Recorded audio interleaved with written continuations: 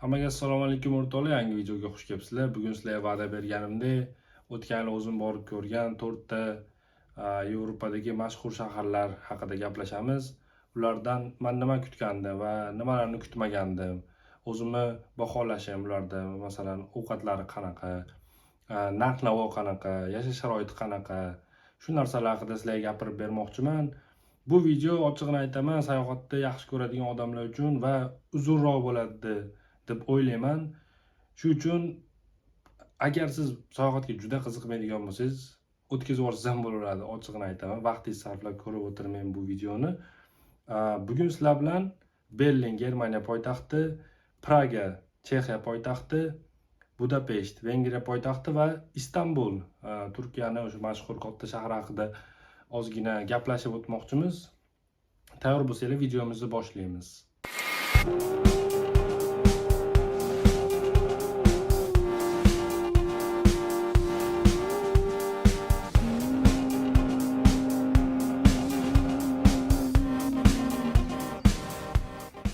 Hop do'stlar, birinchi shahrimiz Berlindan boshlaydigan bo'lsak, bilasizlar, Berlin bu Germaniyaning poytaxti. Ikkinchi jahon urushida eng markaziy shaharlardan biri bo'lgan deb bemalol aytsak bo'ladi. Juda ham tarixiy shahar, muzeylari ham juda ham ko'p. Hozir Berlin haqida o'zimga ozgina not yozib olganman. Shulardan qarab sizlarga ma'lumotlar yetkazib berishga harakat qilaman, chunki ma'lumot juda ham ko'p, ya'ni faktlar juda ham ko'p, aytib bermoqchi bo'lgan narsalarim bor. Ularni qoldirib ketishni xohlamayman. Birinchi menga shok bo'lgan narsa bu Berlindagi turk aholisi. Ya'ni turklar juda ham ko'p, shuning uchun Berlinda turk mahallalari bor, o'zini turk magazinlari bor. Juda ham qiziqtirdi bu narsa meni. Turk kebabxonalari bor. Hamma turklar ishlaydi. Turk tilini bilsangiz, Germaniyada вообще qiynalmaysiz ekan. Undan tashqari oddiy ingliz tili bilan ham bemalol yashab ketsangiz bo'ladi. Chunki biror narsa zakaz qilsangiz, sizni nomer bilan chaqirishadi, to'g'ri? Masalan, 40-raqam sizga bo'lsa, 40 chaqirgan paytda hech kim birinchi nemis tilini ishlatmayapti. Berlinda shunaqa tuyuldi. Birinchi ingliz tili bilan chaqiradi. Shunaqa ya'ni xalqaro aholi, xalqaro studentlar, ishchilar, shunaqa odamlar juda ham ko'p. Siz o'zingizni umuman begonadek his qilmaysiz, Polshadan farqli ravishda. O'sha turk do'konlari degan mavzuga qaytadigan bo'lsak, birinchidan turk do'konlarida umuman karta olmas ekan. Ya'ni naqd puling bormi, naqd ber derkan. Agar kartadan olaman desa, kamida nechidir yevro, menimcha 10 yevro edi. 10 yevro savdo qilmasang, 10 yevrolik narsa olmasang, nima olma deyapti. Ya'ni faqat cash olaman. Agar 10 yevrodan oshiq qilsang, keyin mayli kartadan to'lashing mumkin deb. Siz magazinga prosta kirib, ya'ni turk mahallalarining yonida yotoqxona olgan bo'lsangiz, bizda shunaqa bo'lib qoldi. Yonimizda turk mahallalari, turk magazinlari ko'p ekan. Biz yotoqxona olgan paytimizda biz deb nima gapiryapman, uni ham videoni oxirroqda aytaman.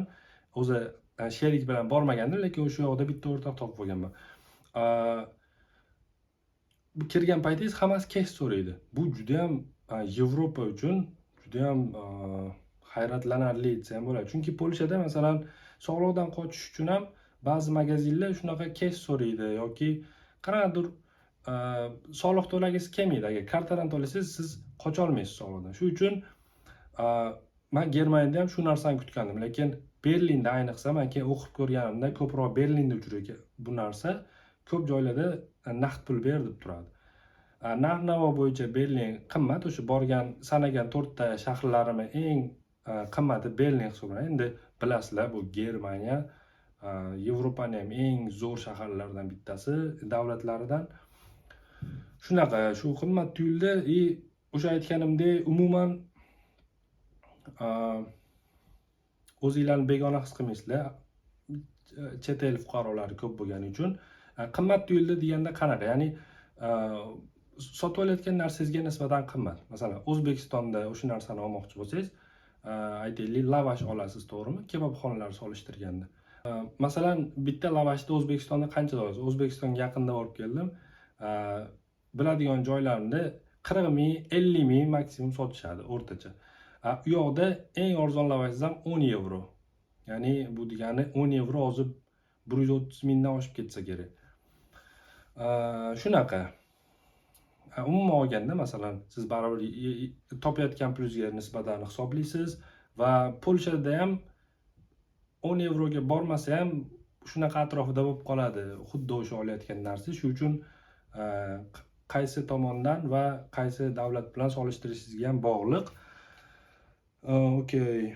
Ingliz tili bilan qiynalmaysiz, turk tilini bilsangiz ham qiynalmaysiz. Ya'ni ko'chalarda demoqchiman, baribir birorta aytaylik davlat ishxonasiga ishingiz tushadigan bo'lsa, ular nemis tili so'rashi aniq sizdan 100% dokument ishini qilmoqchi bo'lgan paytingizda. Shu taraflarni ham hisobga olish kerak deb o'ylayman. Keyin o'sha muzeylari ko'pligi va ko'pida juda ham o'sha Birinchi jahon urushi, Ikkinchi jahon urushi haqida ma'lumotlar, video, rasmlar ko'pligini men ko'rdim. O'zim ham bitta Ikkinchi jahon urushi muzeyiga tashrif buyurdim. Hozir esimdan chiqib qoldi qaysi muzeyligi nomi, lekin maza qilib aylanib yurdim o'shaning ichida. Katta muzey ekan ham, juda ham qiziq o'sha Ikkinchi jahon urushi, Birinchi jahon urushi haqida ham ma'lumot bor, lekin menga qiziq tuyulgani shu bizga yaqinroq bo'lgani uchun Ikkinchi jahon urushi, o'sha Berlin devori va atom bombasi yaratilishi u paytda, ya'ni Angliya qanaqa harakat qilgan, Amerika o'sha birinchi yaratgan bo'lsa, Amerika yaratishi davomida Rossiyada ham bomba kelib chiqyapti. Ya'ni shu narsalar tarix borligi, ya'ni ko'z bilan ko'rar ekansiz. Bu narsalar menga juda ham yoqdi. Endi tanishim keladigan bo'lsa, angliyalik bitta do'st topganman. O'sha o'zim turadigan hostelda, hostellarda turishga majbur bo'lasiz. Men student sifatida borib, gostinitsa olib, ya'ni hostel deganda sifati pastroq bo'ladi. Sizlar ko'radigan, tasavvur qiladigan hotellardan sifati ozgina pastroq bo'ladi. Uxlashga joy bo'ladi, 4 kishilik xona bo'lishi mumkin yoki undan ko'p bo'lishi mumkin. Shunaqa ba'zi shartlarga ko'nishinglar kerak bo'ladi. O'sha yerga borganda kunduzi check-in boshlanishi bilan narsalarimni qo'ygani borganimda bitta bola bilan tanishib qoldim. Ismi Zak, o'zi kelib chiqishi Marokashdan, lekin Londonda yashaydi. U bilan tanishib qolib juda ham yaqin o'rtoq bo'lib ketdik. Futbol haqida, ya'ni bilasizlar, Angliyadagilar hammasi futbolni yaxshi ko'radi deyarli. U bilan futbol orqali gaplashib, o'rtoq bo'lib ketib, shaharni polni birga aylanib yurdik. Ertangi kuni ham birga aylanib yurdik. Men o'ylagandim endi angliyalik bo'lsa, u night klublarga boradi, men birga yura olmasam kerak deb o'ylagandim. Yo'q, vashcha zo'r bola ekan. Rasmini ham qoldiraman. O'zi ikkitami rasm tushganmiz birga, bitta selfimizni qoldirib qo'yaman. O'sha bola bilan ham bo'lganimiz uchun, ya'ni xotira vashcha zo'r bo'ldi. Hozirgacha kepinda chiqib turamiz, ya'ni gaplashib turamiz. Xullas shunaqa Germaniya haqidagi meni taassurotlarim shular. Endi ikkinchi shaharga o'tamiz. Aytganimdek, video juda ham uzun bo'ladi. Budapesht haqida gaplashadigan bo'lsak, Budapesht o'sha borgan shaharlarimni orasida ikkinchi bo'lib eng arzoni, ya'ni birinchi o'rinda Istanbulni qo'ygan bo'lardim eng arzonligiga. Keyin Budapeshtda ham arzon ekan, Polshaga nisbatan, ya'ni men o'zim boradigan davlatni juda ham oldindan research qilib ko'rishdi, ya'ni u haqida ma'lumot olishni yaxshi ko'raman. O'sha ko'rgan paytim topish ham Polshadan arzonroq, ya'ni o'rtacha oylik haqlari Budapeshtda, o'zimman Vengriyada pastroq, odamlar yashash sharoiti ham sal Polshaga nisbatan pastroq va shunga yarasha oziq-ovqatlar ham arzon. Lekin buni qiziq tarafi, ya'ni Budapesht qiziq tarafi, o'zimman Vengriyaning qiziq tarafi, ular yevro ishlatmaydi. O'zini pul birligi bor hozir. To'g'risi esimdan chiqib qoldi. Chexiyada ham xuddi shunaqa, ular ham yevro ishlatmaydi. Bilishingiz uchun Polsha ham yevro ishlatmaydi. O'zi Yevropa ittifoqida 5 ta 6 ta davlat bor. Yevroga hali o'tmagan. Xullas shunaqa. Budapeshtda men o'rtoqlarim bilan bordim. Elbek o'rtog'im va Asror aka bilan borganmiz. Aytganimdek, o'sha sherigingiz bo'lsa zo'r. Ya'ni solo travel ham umuman boshqa narsa, sherik bilan bo'lish yana ham boshqa narsa. Shunda yozda borganmiz, yoz oylarida. Parlament buildingni ko'pchilik ko'rgan bo'lsa kerak, juda ham chiroyli. Yonidan ko'rsanglar yana ham chiroyli bo'ladi. Kechqurun svetni yoqadi. O'sha binosi eng mashhuri, juda ham ta'riflab bo'lmaydi. Xullas hammaga nasib qilsin borib ko'rish. O'sha tarixni, ya'ni tarixiy binolarni ko'rish. To'g'ri, endi aytishinglar mumkin, san noto'g'ri tushunmanglar demoqchiman, Yevropa parast bo'lib ketibsan deb. Yo'q, просто sayohat qilish kerak. Даже boshqa mahallaga, boshqa shaharga borish ham, mahalla emas, shu o'zidan uzoqroqga, sal komfort zonadan chiqib borishingiz ham sizni qanaqadir yangi narsalarni o'rgatadi. Sayohat qilish kerak, qayerga bo'lsa ham. Shuning uchun men aytmayapman Yevropaga kelinglar deb, o'zi umuman boshqa joylarga borib, dunyodagi eng chiroyli joylarni ko'rish hammaga nasib qilsin. Shu eng mashhur binosi Parlament Building, o'sha aytganimdek yevro ishlatmaydi.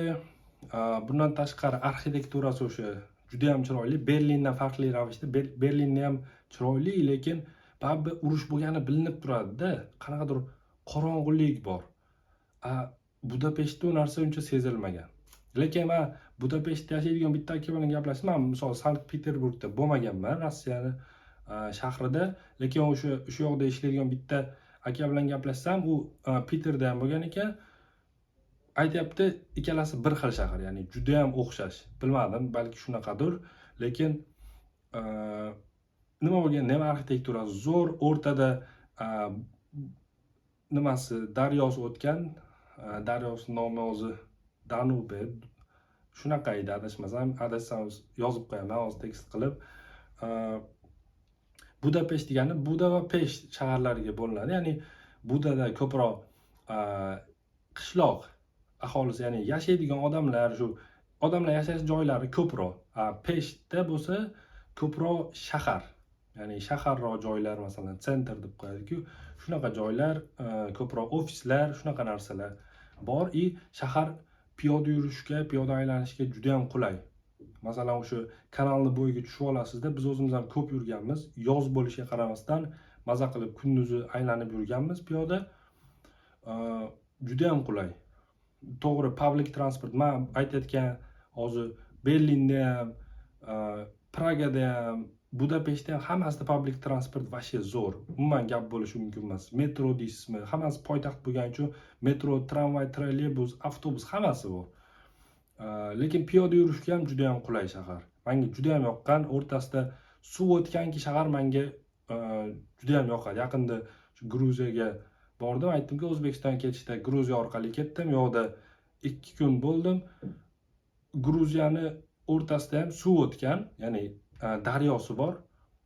U ham shaharda shunaqa bezab turadi-da. Qaniydi men xohlardim Toshkentda ham bir kattaroq, sentrda kattaroq suvli joy o'tgan bo'lganida shahar bundan ham chiroyli bo'lgan bo'lardi deb o'ylayman. Okey. Lekin Budapeshtda yana tiliga keladigan bo'lsak,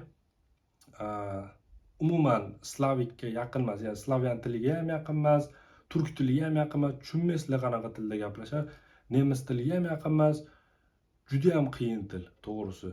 Shuning uchun ko'pchilik odamlarga ingliz tilida gaplashib yurish okey bo'lib ketgan. Ya'ni Polshadan farqli ravishda ko'pchilik tilni unutgan deyshadi. O'sha yoqda yurgan odamlar bilan gaplashsam, Polshada unaqa, masalan, o'zini tilini juda ham ko'p talab qiladi. Bundan tashqari, o'sha suv haqida gapirdim. Biz borganda cruise deb qo'yadi-ku, kema, shunaqa narsaga chiqqanmiz kechqurun va u narsani ham sizlarga tasvirlab bera olmayman. Borib ko'rishinglar kerak, chiqishinglar kerak. U yoqda juda ham ko'p cruiselar bor. Cruise kompaniyalari shular o'zlari sotib o'tiradi biletlarni. Lekin biz onlaynda eng arzon topganmiz. Haligi sotib o'tirganlarni narxidan 2 barobar arzon, lekin bir xil joyga chiqasiz. O'zlari drink beradi ba'zida. Masalan, nima bo'lishi mumkin, ya'ni sok bo'lishi mumkin, siz alkogol ichmayman desangiz, kimdirga alkogol berishi mumkin. Ular o'zlarini nima edi, xohishiga qarab, xullas shunaqa. Va yarim soatlar sizni o'sha aytganimdek dengizda aylantirib yuradi. Bu juda ham yoqimli. Ayniqsa, men aytganimdek yaqin o'rtoqlaringiz bilan borsangiz, umuman hamma narsa esingizdan chiqib ketadi. Endi o'rtoqlar, sizlar bilan Praga haqida gaplashishga o'tadigan bo'lsak, Praga shahri ham juda ham tarixiy, qasrlari juda ham ko'p deyshadi. Ya'ni tasavvur qilishingiz uchun Praga eng ko'p tarixiy qasrlari bor shahar desa ham menimcha adashmagan bo'laman. Bir o'qigandim shunga yaqinroq bir qanaqadir faktni. Pragani asosan Charles qirol ko'prigini ko'rishga borishadi va Old Town, ya'ni eski shaharni ko'rishga borishadi. Ularda ham aytganimdek, o'rtasida nimani o'rtasida, shaharning o'rtasida katta suv o'tgan. O'shuni ko'rgani borishadi. Biz yaxshi ham mart oyida borganmiz. Turist unaqa ko'p emas edi. Keyin yozda yangiliklar chiqib ketdi. Turist juda ham ko'p bo'lib ketdi bu yili. Bilmadim, balki har yili shunaqa bo'lar, lekin men ko'rganimda odam umuman ko'prikdan odam yura olmaydigan darajada shunaqa odam ko'p va government, ya'ni o'zlarining davlati nima qilayotgandi, qayg'urishni boshlayotgandi. Bu ko'prikka zarar qilmasmikin shuncha odam ustida yursa deb. Chunki uzun ko'prik va odamlar ham ko'p. Shuni hisobiga bu yil juda ham o'sha turist ko'p yil bo'ldi desa ham bo'ladi. Biz bahorda borgandik, yana o'sha aytganimdek Elbe o'rtog'im bilan borganmiz elchixonaga kirish uchun. U yoqda ham adashmasam 2 kecha bo'lganmiz. Xullas, dahshat bo'lgan, zo'r bo'lgan. Ular ham aytganimdek yevro ishlatmaydi, o'zini pul birligi bor. Men Pragani Budapeshtdan qimmatroq va Berlindan arzonroq deb aytgan bo'lardim. Juda ham arzon emas, lekin juda ham qimmat ham emas. Polshaga nisbatan ham unaqa qimmat emas, lekin Polshaga nisbatan qimmatroq tuyulgan menga. Balki любой davlatga baribir sayohat qilganingizda u qimmatroq tuyulishi mumkin, to'g'rimi sizga? U yoqda ham piyoda aylanish juda ham qulay, ayniqsa o'sha Old Townda, ya'ni eski shaharning ichida bemalol aylanib yursangiz bo'ladi. Soatlab o'sha piyoda yurib, tili haqida gaplashadigan bo'lsak, ularning tiliga tushunsa bo'ladi. Ya'ni ular qanaqadir polak tiliga o'xshab ketadi, rus tiliga o'xshab ketadi, baribir slavyanligi bor. Lekin o'sha aytganimdek, vengriyan tili umuman boshqa olam. Endi Istanbul haqida ozgina aytib o'tmoqchiman. Istanbulda ochig'ini aytaman, ko'p bo'lmaganman. Yana borish nasib qilsin. Qaysi davlatga borsam, baribir uydagilarim bilan borishni kelajakda tasavvur qilaman, ya'ni ota-onamni olib borishni. Ayniqsa Istanbul va Middle East davlatlari deb qo'yishadi-ku, o'sha Saudiya Arabiston taraflar, Dubay, Qatar, Abu Dhabi shaharlariga aylantirishni.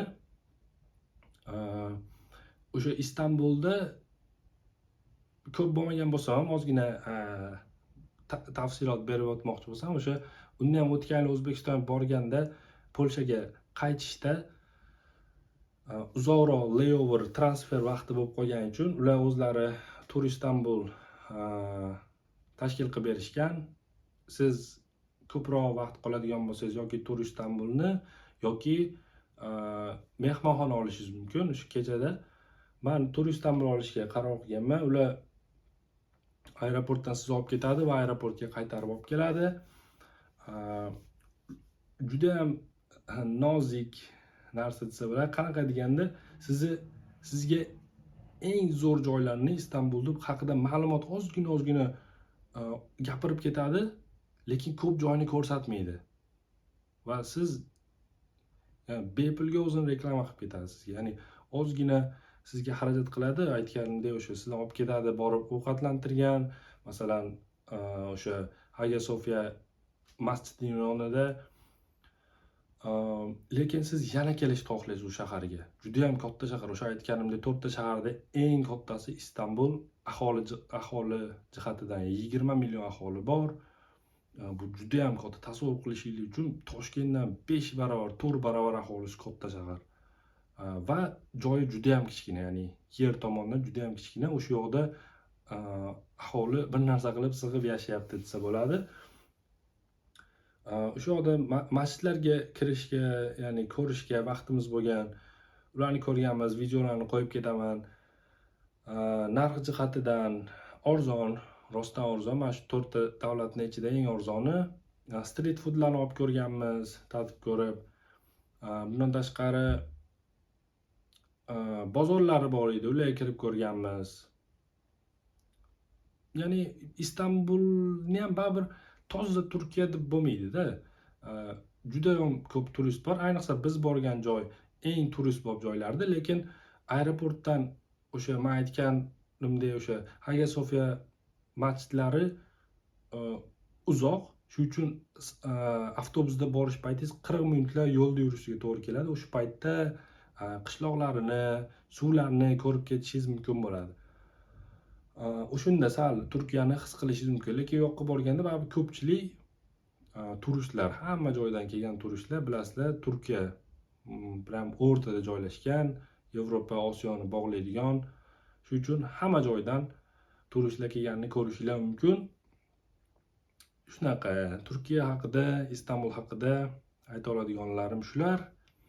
Endi agar men sizlarga narxi bo'yicha baho beradigan bo'lsam, o'sha aytganimdek, birinchi o'rinda Istanbul qo'yilgan bo'ladi, ikkinchisida Budapesht, uchinchisida Praga, to'rtinchisida Berlin, ya'ni eng arzondan eng qimmatiga qarab aytadigan bo'lsak, shu shaharlar haqida ozgina gapirib bermoqchi edim. Videoni shu joygacha ko'rgan bo'lsangiz, men bundan juda ham xursandman. Video yoqqan bo'lsa, o'z fikrlaringizni qoldirishingiz mumkin.